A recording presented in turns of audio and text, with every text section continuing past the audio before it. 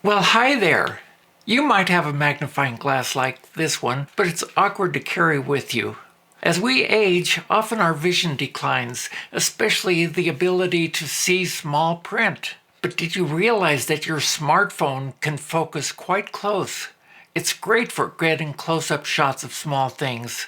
On the iPhone, there's a nice app that comes with the phone called Magnifier. You may have easily overlooked it in the jumble of apps that are installed as part of the iOS operating system. If you don't see it, remember that you can find it by dragging your finger down a bit on the phone to reveal the search. Then start typing MAG. By the time you enter the first three letters, you should see the Magnifier app as a search result. I like to put the app on one of the first two screens, not in a folder, to make sure it's readily accessible. When you enter the app, there's a slider to zoom in closer, and the big button freezes the view. The little camera symbol lets you switch between the front and rear view, sometimes giving you a scary view of your pores and age spots if you want.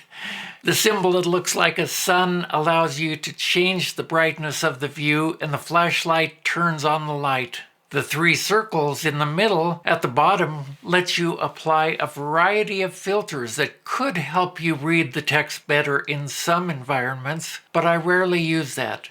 The square frame at the bottom right gives you a number of options that can be very helpful to people with severe vision loss. At the very bottom, you have the common gear icon at the left for settings.